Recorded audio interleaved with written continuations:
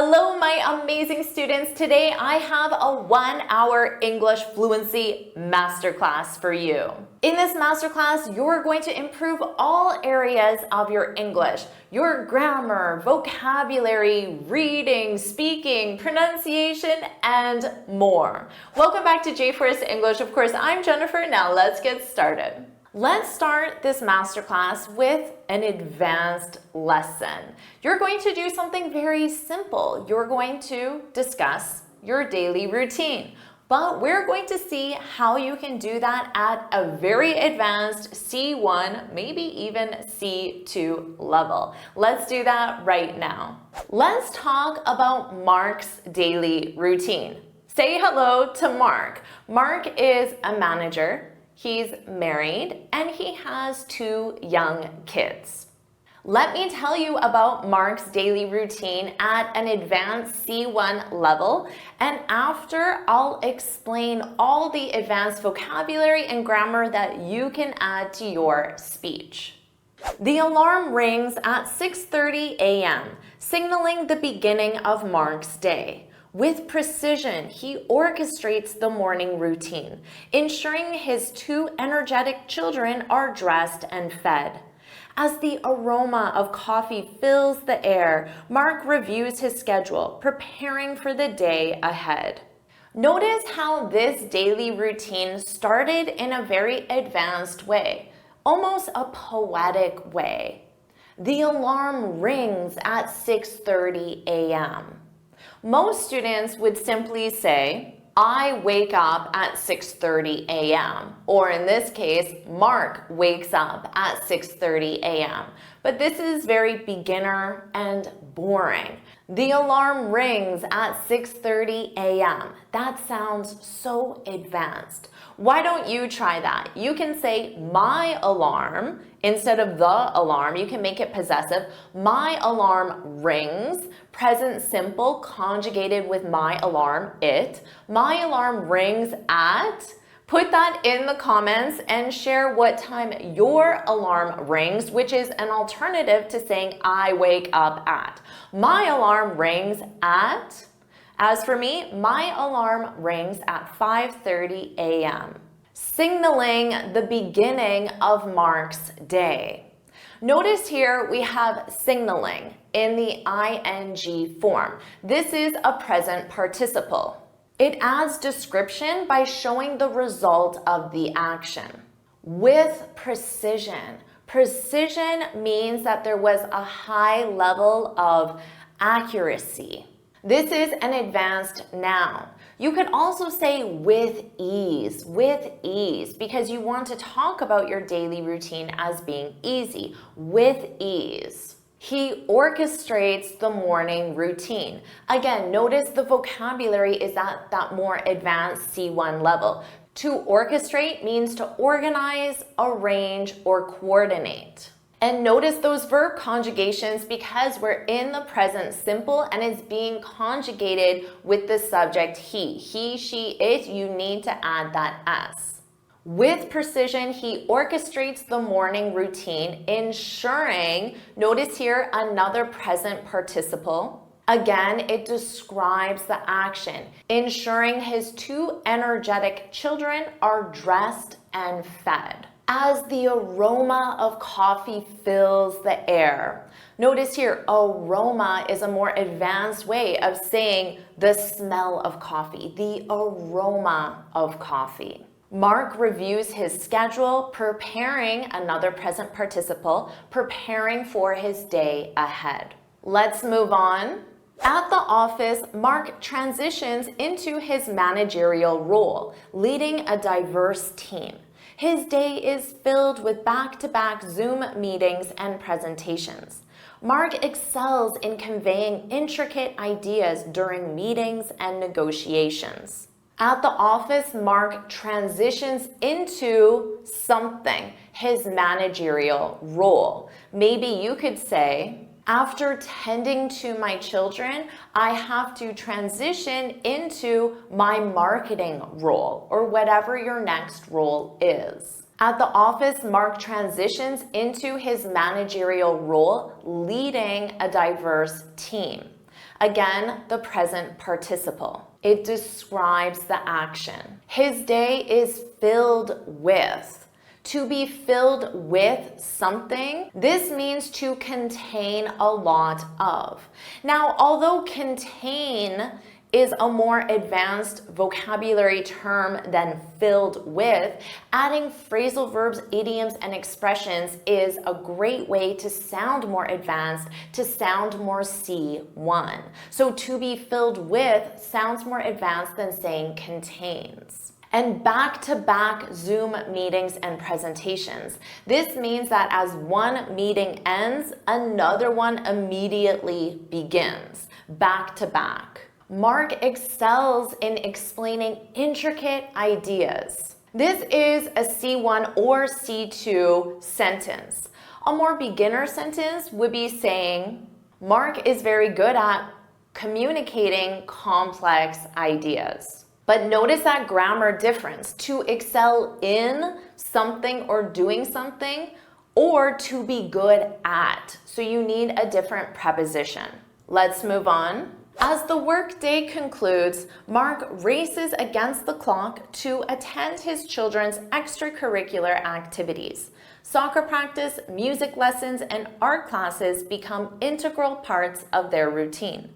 In the car rides between activities, Mark cherishes the moments of connection with his children. As the workday concludes. Concludes is a more advanced way of saying as the workday ends. As the workday concludes, Mark races against the clock. This is an expression, to race against the clock. This is when you have to work quickly to complete all your tasks within a limited amount of time, to race against the clock. Soccer practice, music lessons, and art classes become integral parts of their daily routine. Integral means essential or necessary. It's a more advanced term. Let's look at this sentence. In the car ride between activities, Mark cherishes the moments of connection with his children. This is a complex sentence.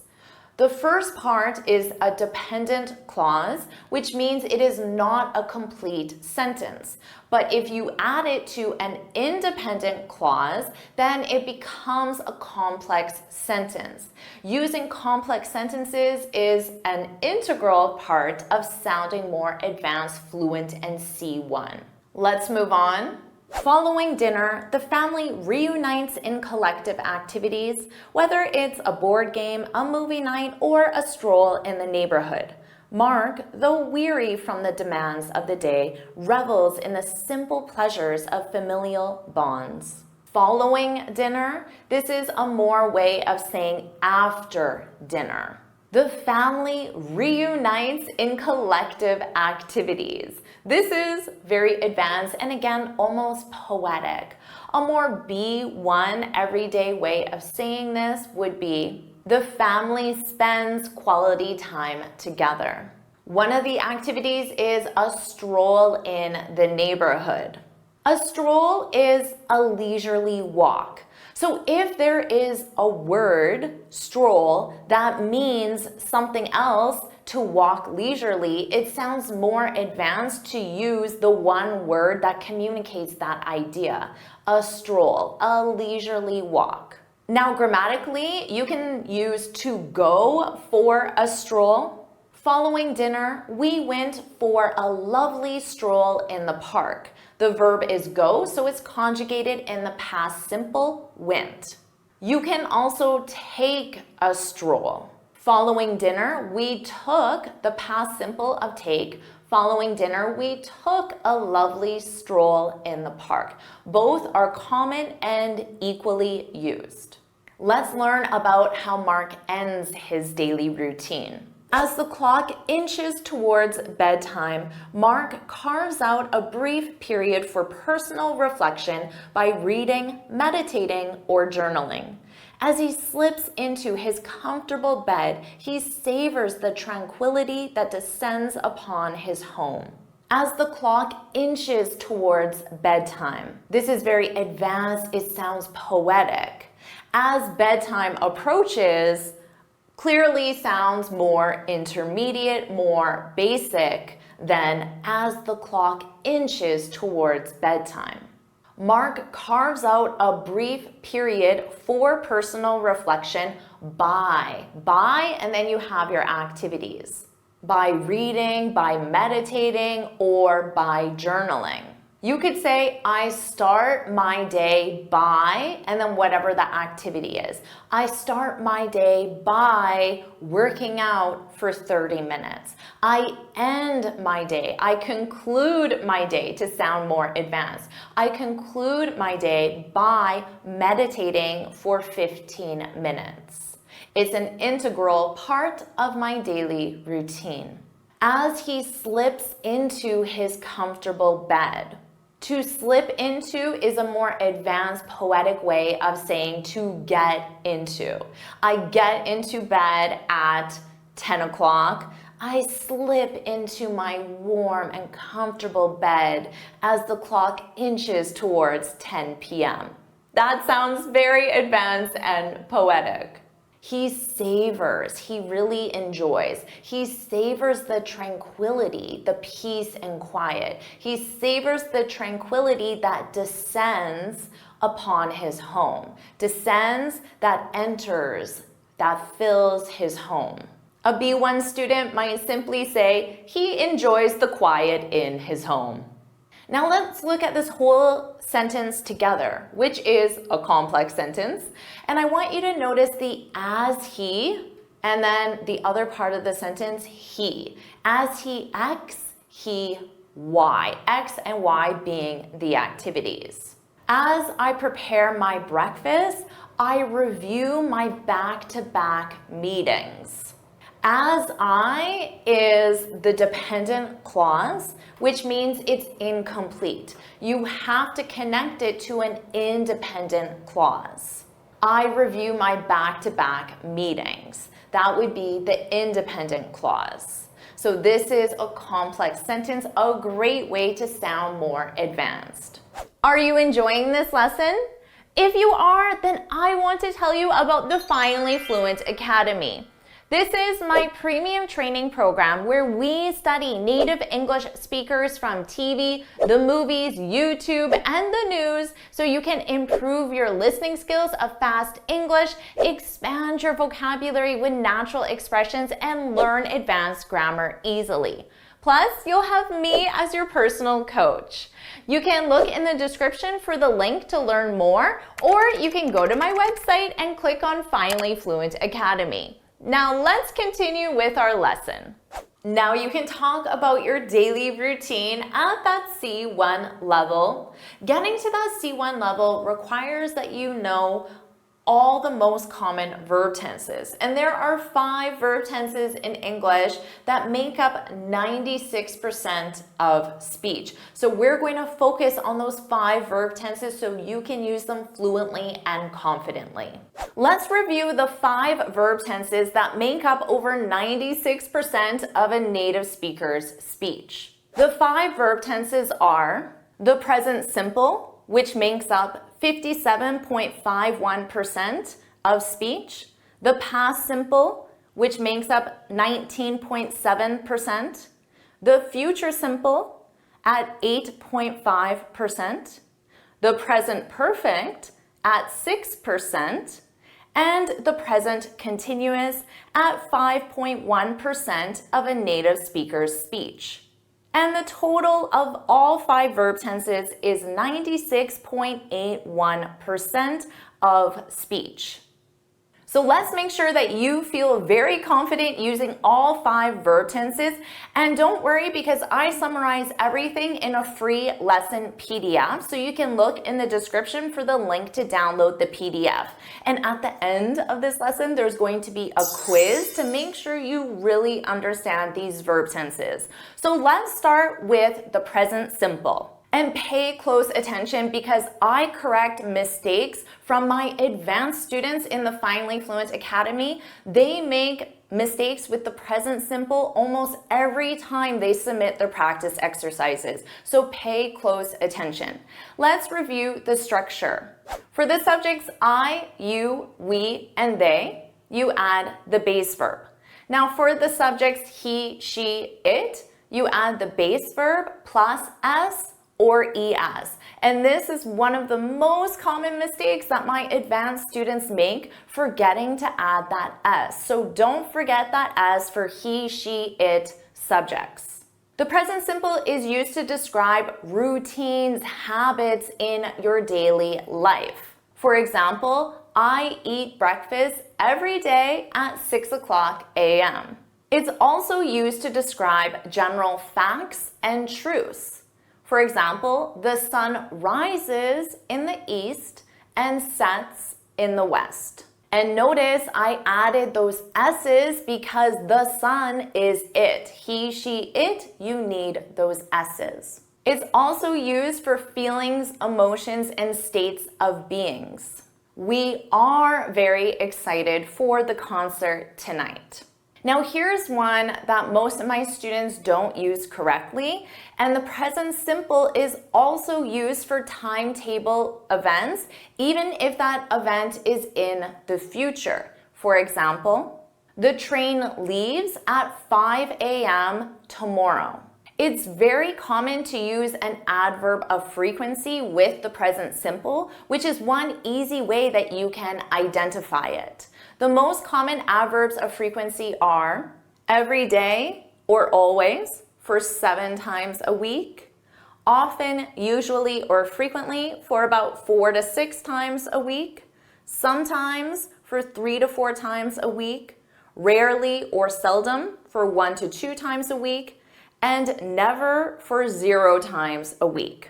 So let's practice this just for fun. Share something silly that you never do or always do in the comments below.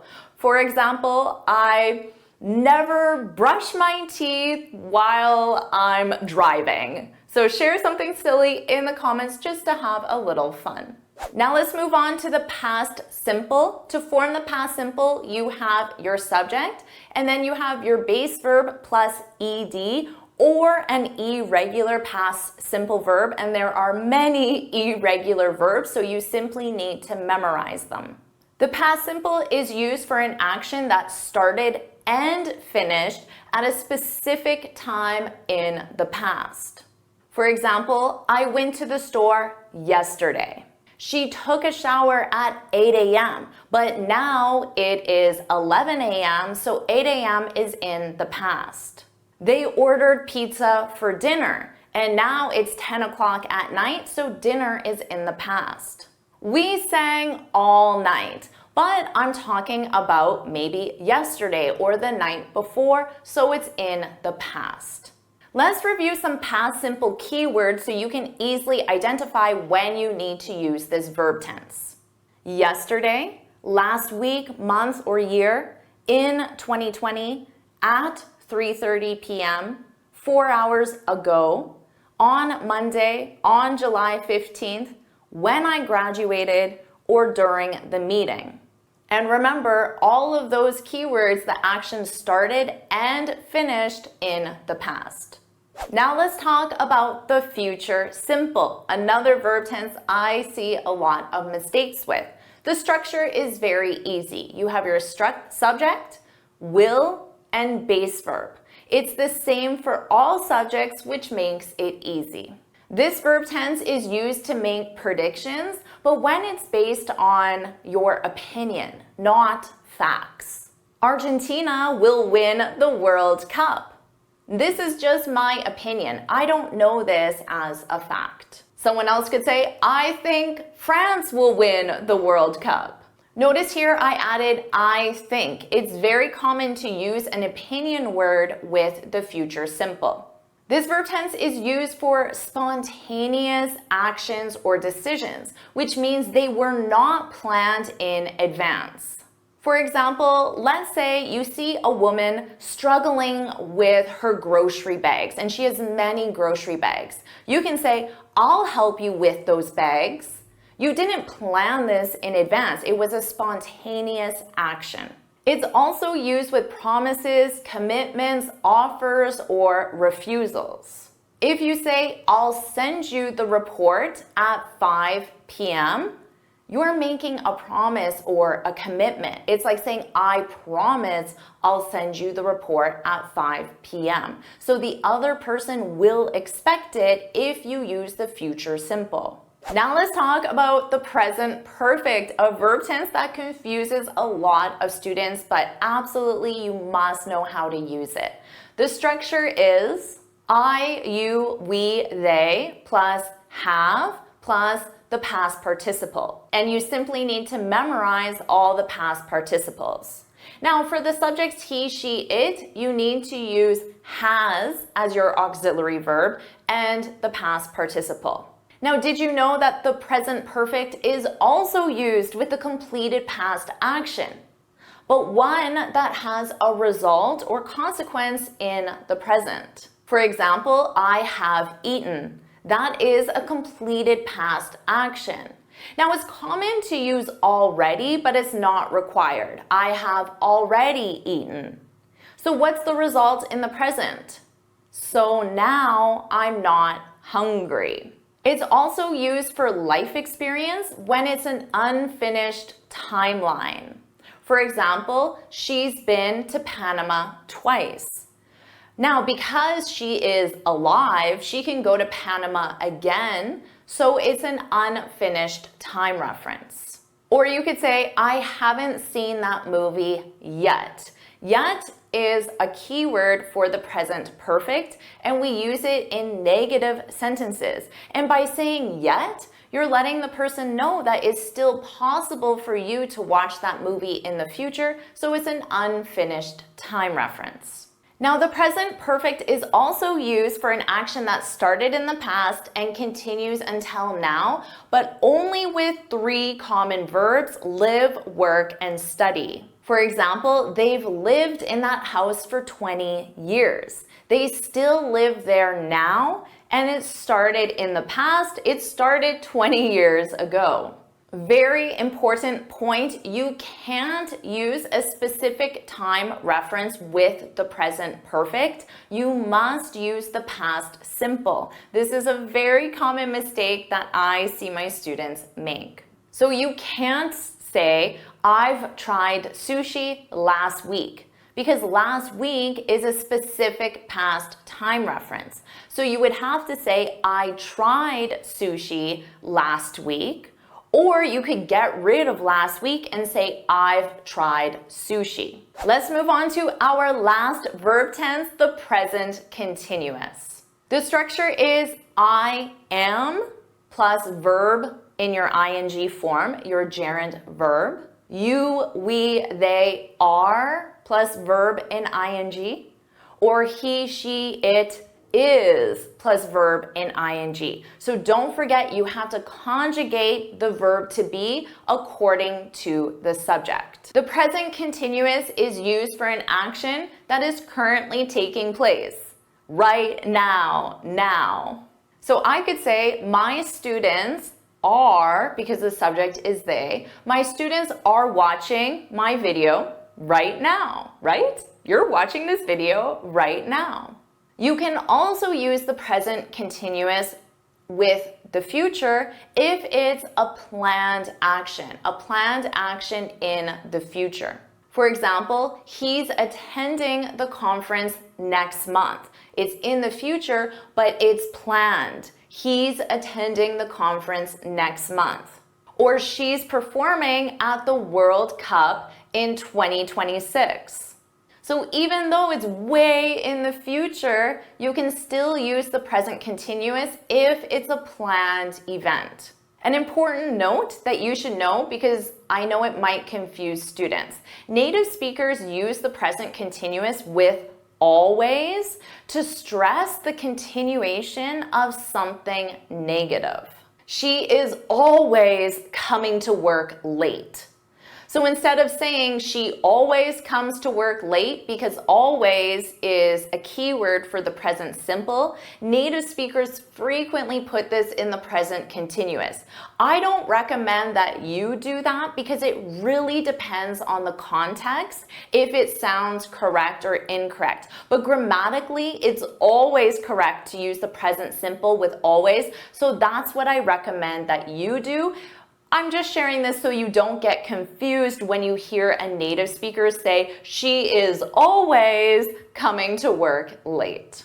Now you know the 5 verb tenses that make up 96% of your speech. So, are you ready for your quiz to make sure you really know how to use them? Here are the questions. Hit pause and take as much time as you need, and when you're ready to continue, hit play. Here are the answers. Hit pause, review the answers, and when you're ready to continue, hit play. You're doing such a great job, and I understand this is a long lesson. Studying is tiring. Learning is tiring. So if you find at the end of the day you don't have a lot of energy to devote to your English, just know that you can change that. So let me share some tips and advice to help you boost your energy. Tip number 1, start moving. How much time do you spend sitting in a chair, sitting on your couch, sitting at a computer, compared to actively moving? Well, in our modern world, we all spend so much time sitting, myself included. And that's why it's so important to consciously make movement part of your daily routine. I know, this is a difficult thing for most people do. Most people struggle with going to the gym consistently or exercising consistently, but you can absolutely start small. Wake up in the morning and stretch, do gentle stretches for 5 minutes. Wake up in the morning and go for a very brief 5-minute walk. Do something small that's active to start your day, and you can keep adding on that slowly. If you do this first thing in the morning, it is going to give you energy throughout the entire day. It's one of the best things you can do to start your day. I personally started doing this over 10 years ago, and I started small, and now I've gradually moved up to doing quite an intense workout, but I started very small, and it took me a long time to do that. But it completely changed my life, and I go through my day feeling extremely energized, and I know it's because I start my day with movement. Tip number 2, add to your diet. We all know that exercising is important. We all know that diet is important. The problem is a lot of people, when they give you advice to become healthier, increase your energy, they make recommendations that are difficult to follow, like eliminate sugar from your diet.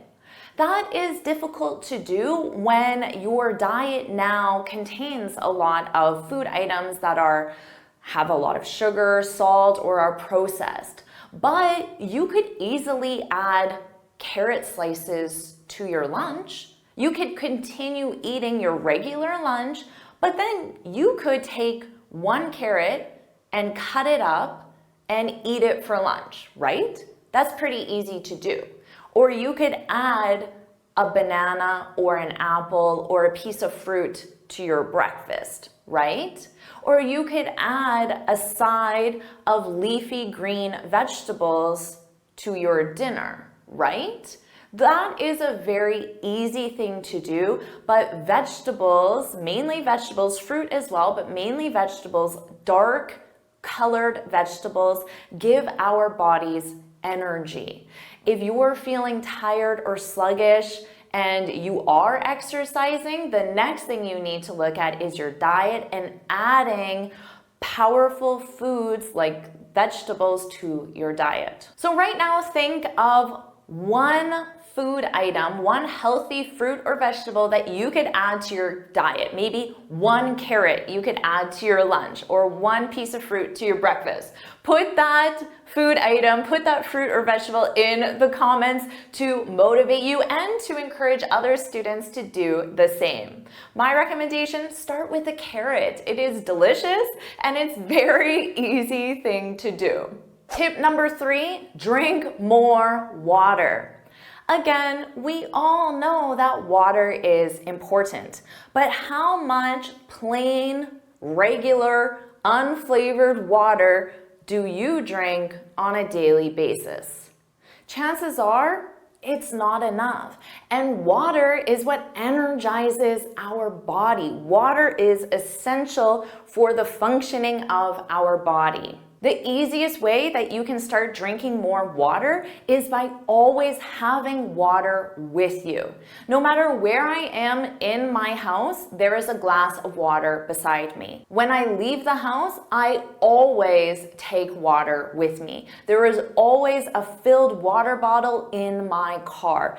Everywhere I go, there's water. And because it's visible, it's so much easier for me to consume it. So make it visible, make it obvious, and you will just naturally start drinking more water, which your body needs for energy. Tip number 4, short but focused study sessions. Studying is very tiring for our brains. And when our brains get tired, our whole body becomes tired as well.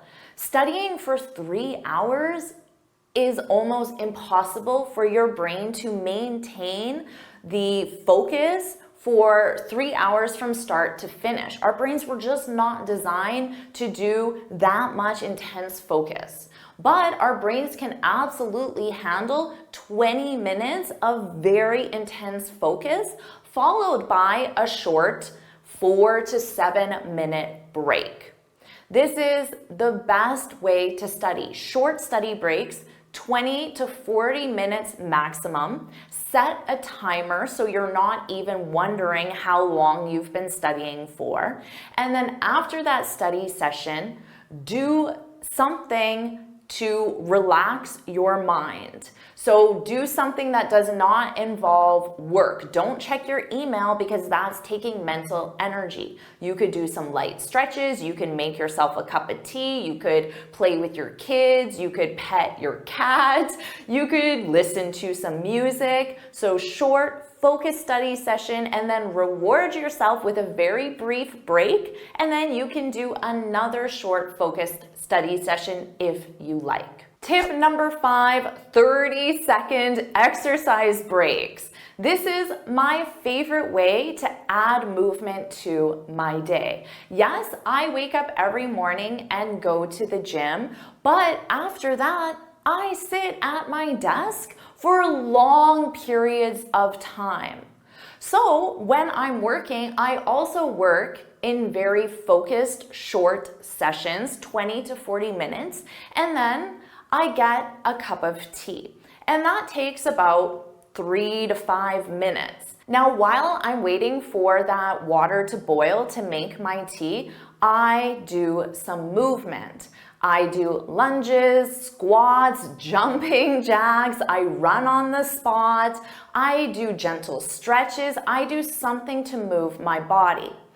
Anytime I'm waiting, I always try to turn that waiting time into some movement. So if I'm uploading a document to Google Drive and it takes 1 minute to upload, I get out from my chair and I just move. Jumping jacks, stretches, lunges, squats, just something simple. And I only do it for 30 seconds, but I do that multiple times a day. I do that every hour. So that helps give me small bursts of movement, which really energizes my body and allows me to be more productive for my next focused work session. So think about when you can add some movement to your day when you would otherwise just be waiting and doing nothing. Add movement. Tip number 6, know your why. Nothing will energize you more than having a strong motivation, a strong desire, a strong vision for why you're doing a certain activity. I wake up in the morning completely excited to make these videos for you. And do you know why? It's because I receive so much personal satisfaction and joy knowing that my videos are helping people all around the world to live their dream life, to get more opportunities, to help their families, to help themselves. The comment section and the emails I get from my students are my main motivation to keep doing this. But if I just focused on, oh, I have to record another video, it's not the actual video. Yes, I enjoy making the videos, but to be honest, it's a little boring, a little routine. It's the same thing day after day. I sit here and I talk. So it's not the actual video. It is the larger goal of making these videos. So for you, when you sit down to study, maybe it's not, oh, I have to review this grammar concept. I have to do this practice exercise. Maybe those you don't enjoy so much, but you are so excited for that future vision where you are sharing your ideas at a meeting confidently, where you have been promoted because of your excellent communication skills, and because of that promotion, you can send your kids to a better school, you can support your parents, you can have a nice house for your family, you can donate to a charity that you believe in, you can help more people, you can inspire people, you feel more connected to your community because you can have conversations. So every time you sit down to study, think about that why. Why are you doing this? What is that future vision? And really go further. It's not about getting a promotion. It's about what that money can do for you, for your family, for your community, for the world at large. And once you have that, think about it every day and you will feel excited to sit down and study because you know your why. Tip number 7, start sleeping. If we're talking about energy, we cannot ignore sleep. This video started with movement, then we discussed diet, then we discussed staying hydrated by drinking more water. Well, of course we need to talk about sleep. One of the best things that you can do for yourself is have a consistent sleep schedule. I go to bed at the exact same time every single night. I wake up at the exact time every single morning, and I get 7 hours of sleep. If I sleep any less than 7 hours, I am not as productive. I work slower, it takes me longer to do tasks. I feel the difference. Now for you, maybe you only need 6 hours of sleep, but maybe you need 8 hours of sleep. So you need to experiment and understand your body and understand how much sleep you need, but most likely it's a minimum of 6 hours and a maximum of 8 or 9 hours, but experiment and see, and then have a consistent sleep schedule. It will completely change how energized your body is. Your body will adapt to your sleep schedule and it will know, I wake up at this time and then I need to stay up and be energized until this time. Your body will adjust to that schedule. And are you ready for your bonus tip? This is something that we do every second of every day. We would die if we stopped doing it, but it can completely help you with your energy. Do you know what I'm talking about? Breathing. Now the thing is that a lot of people don't actually breathe properly. Our breath also provides energy to our entire body. Our body would die very quickly if we didn't breathe. When you're feeling a little bit tired, a little bit sluggish, just stop and take 3 to 5 to 10 deep breaths. It will only take 15 seconds and it will completely energize you for a short period of time, but that's all you need until your focus session ends. You take a small break, you get some movement, you drink some water, and then you're ready for another session. Now, to breathe properly, make sure you take a big breath in through your nose. Hold it. And then exhale through your mouth. This isn't how we breathe normally when I'm just breathing right now. I'm not doing that. But to energize your body with your breath, you need to take deep breaths. You need to make sure that breath goes all the way through your body. So in through the nose, hold, and then out through your mouth slowly. Just let it come out. Do that for 10 to 15 seconds anytime you're feeling a little sluggish. So that's my best bonus tip for you.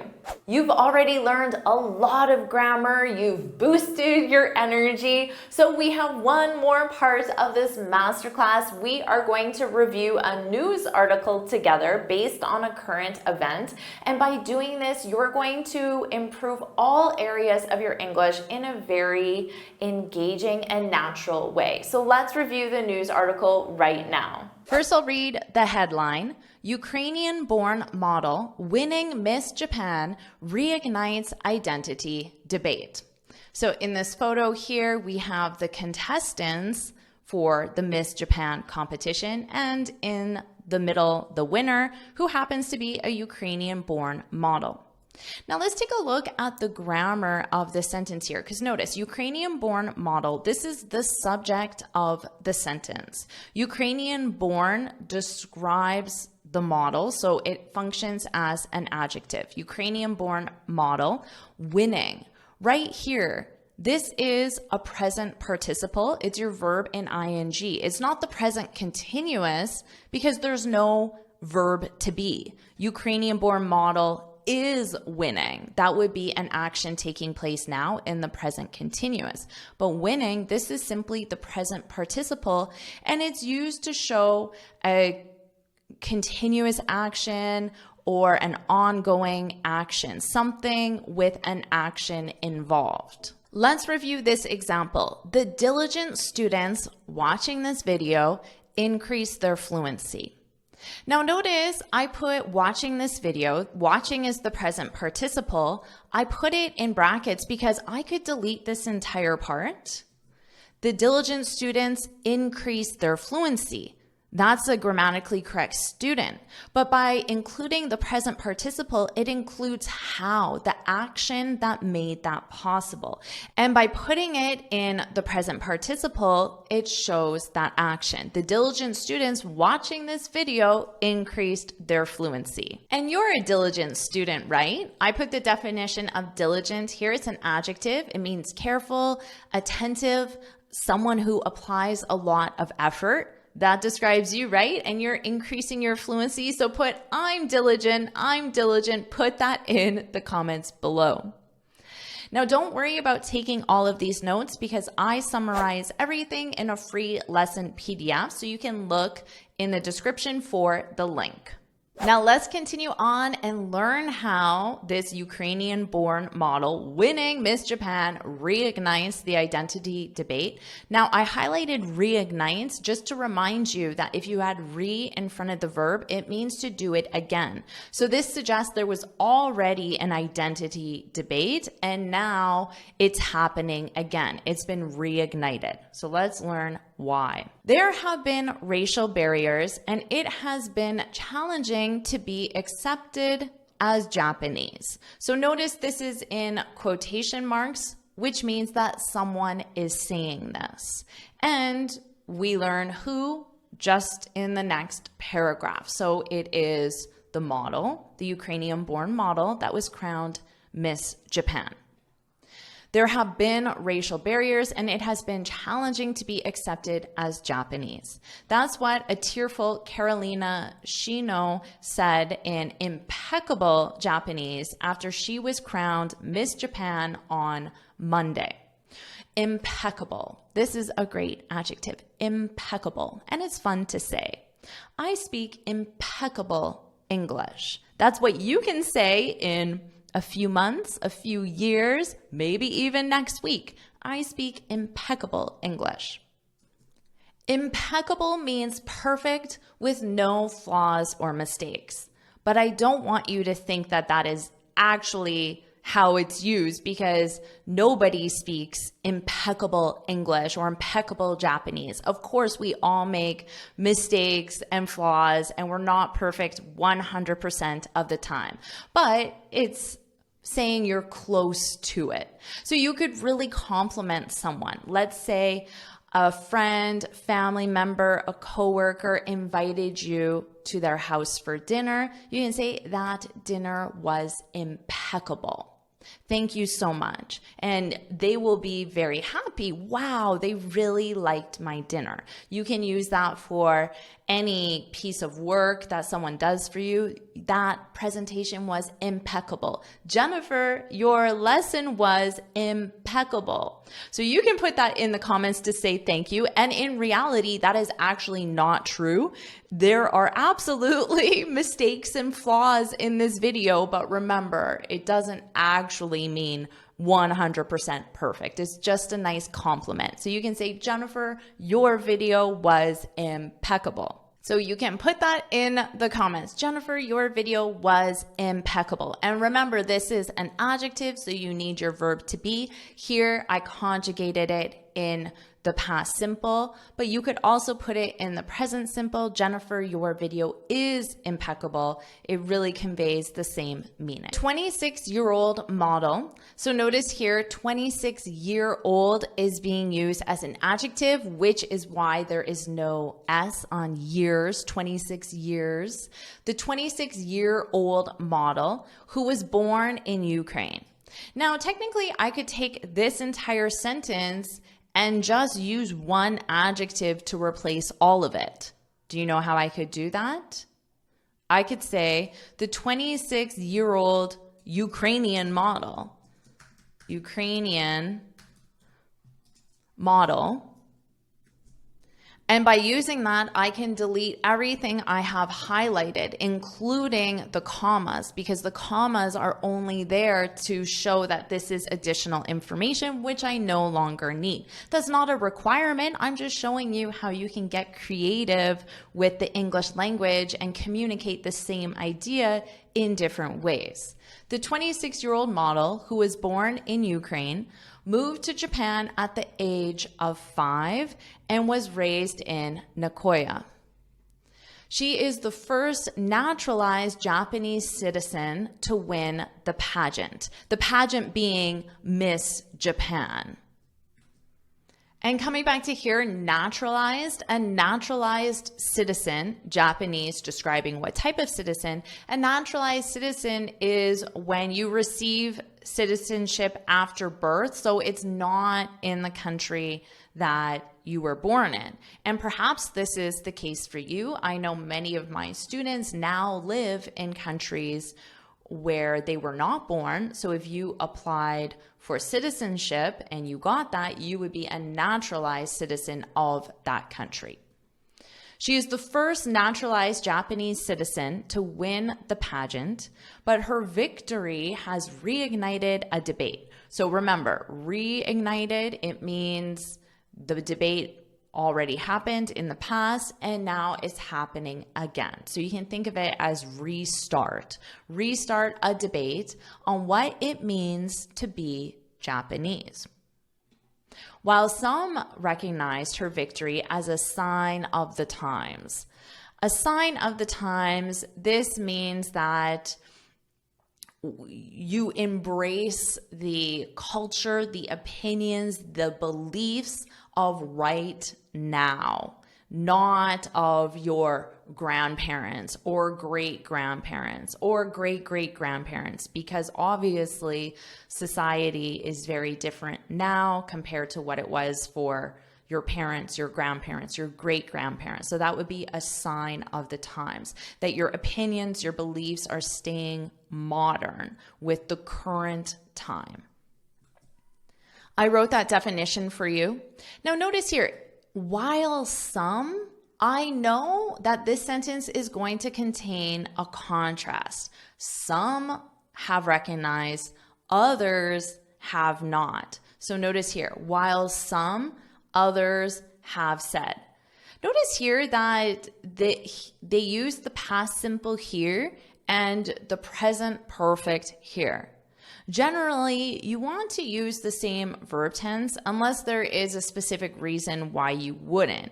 In this case, you could use the present perfect here and the present perfect here, and that would be a more impeccable way to communicate your ideas, to use the same verb tense, while some have recognized. And you might be wondering, well, why would I use the present perfect? Because the present perfect is also used for a completed past action if there is a result in the present.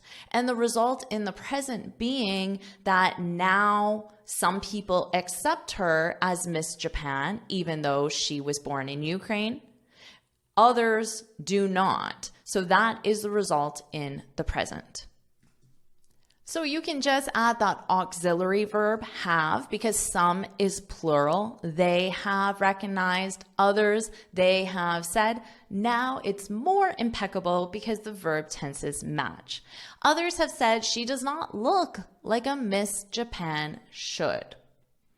Her win comes nearly 10 years after Ariana Miyamoto became the first biracial woman to be crowned Miss Japan in 2015. They use this, I believe, above as well. To be crowned is simply when the crown is placed on your head, which signals that you are the winner. So it's another way of saying the first biracial woman to win Miss Japan in 2015, to be crowned, because when you're crowned, it means you won the competition. So this language is just specific to the beauty competition. Now, biracial here, bi means two. So it's saying that this woman is of two different races. Biracial, that's what that means. And just remember, bi implies two. I made that note for you. Now, before we move on, let's look at nearly 10 years after. Nearly is a replacement to almost. So if you say almost 10 years, it's very common to round up to whole numbers, whether that's ends in a 5 or a 0, 5, 10, 15, 20, 25. So nearly 10 years after, it could be 8 years, 8.5, or 9 years, but it's closer to 10 than it is to 5. So nearly 10 years after, almost 10 years after. Let's continue. A. Wada, the organizer of the Miss Japan Grand Prix pageant, told the BBC that judges had chosen Miss Shino, so this was the winner, as the winner with full confidence.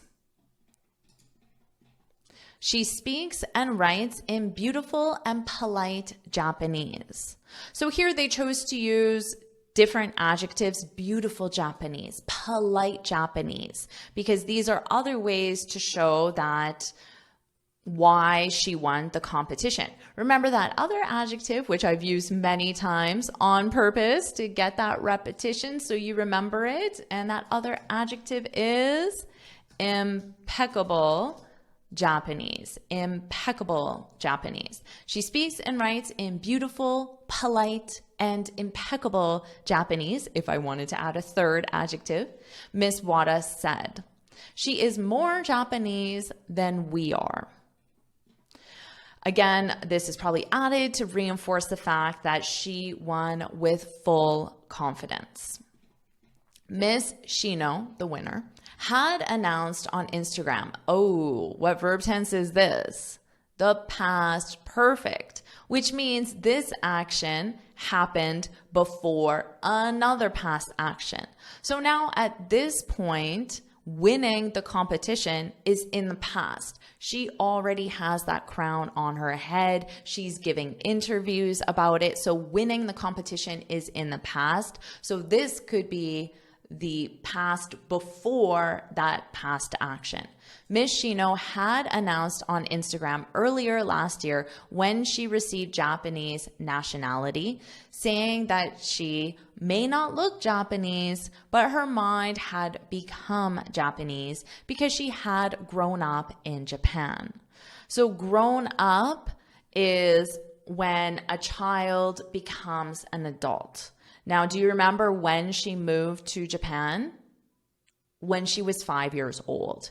Think of a 5-year-old that you know and imagine them growing up in a culture other than their own. I think it's pretty realistic that they would completely embrace that new culture if they're only 5 years old. So to grow up in. You could say, I grew up in a small city, in a big city, in a condo, in a house. You could say whatever you wanted after I grew up in. Or you can also say, I was raised. I was raised in a small city. So notice here, the verb is to grow up. It's a phrasal verb. So you need that preposition up, and your verb is grow. You need to conjugate that. Here, your verb that you're conjugating is the verb to be. This is conjugated in the past simple. And then raised is always in the ed form. Now, this is when you develop from a child to an adult. And they communicate the exact same idea. They're just using different vocabulary. Let's continue. And as she accepted her trophy as Miss Japan 2024, she said winning the title was a dream. Being recognized as a Japanese in this competition fills me with gratitude. Let's review this sentence. Notice that this is a gerund statement, which is used for general statements. And the verb is in ing to begin the sentence. Being recognized as a Japanese in this competition fills me with gratitude. So when something fills you with an emotion, just means that emotion is strong within you. So it's a very poetic, a very strong statement. You might say, hearing my boss say my presentation was impeccable. Your presentation was impeccable. That fills me with joy. Now, important, you should know that all of this is the subject of the sentence, and a gerund expression is conjugated as it. He, she, it, third person singular. It, this. This fills me with joy. That fills me with joy. So that's why you need this S here. Now, something that's true for me, reading my students' comments. Now notice the punctuation here, the possessive is after because I have multiple students. So students is plural, but then I want to show that the comments belong to my students. So I put the punctuation after. Reading my students' comments makes my day.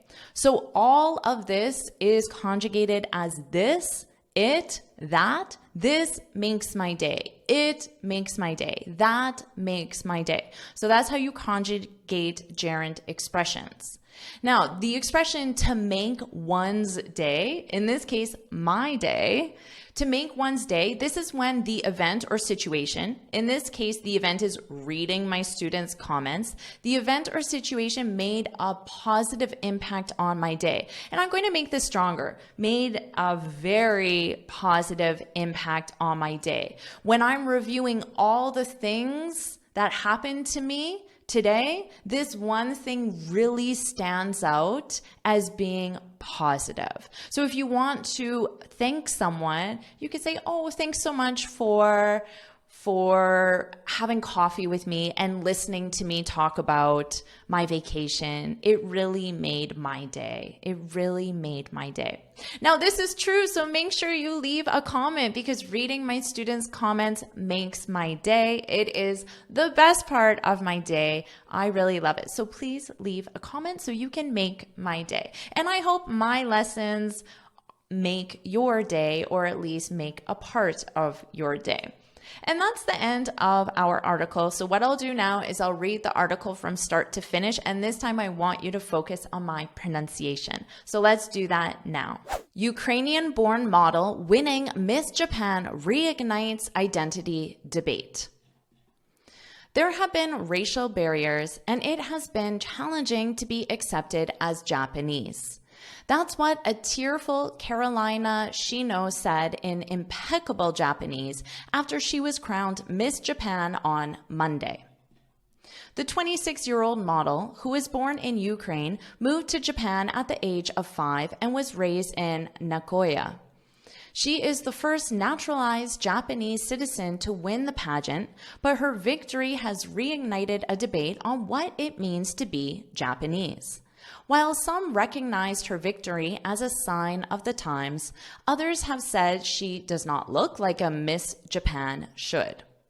Her win comes nearly 10 years after Ariana Miyamoto became the first biracial woman to be crowned Miss Japan in 2015.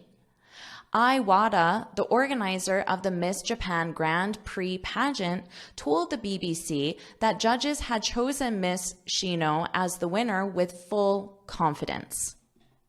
She speaks and writes in beautiful and polite Japanese, Miss Wada said.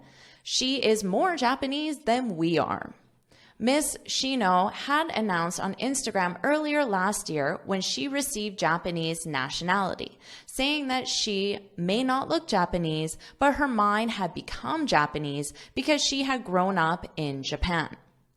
And as she accepted her trophy as Miss Japan 2024, she said winning the title was a dream. Being recognized as a Japanese in this competition fills me with gratitude. Congratulations, you completed the masterclass. Amazing job. Now, did you like this lesson? Do you want me to make more lessons just like this? If you do, then put masterclass in the comments below. And of course, make sure you like this video, share it with your friends, and subscribe so you're notified every time I post a new lesson. And you can get this free speaking guide where I share 6 tips on how to speak English fluently and confidently. You can click here to download it or look for the link in the description. And since you have so much energy now, why don't you keep improving your English? With this lesson, I share 50 phrases that you need to know. So watch it right now.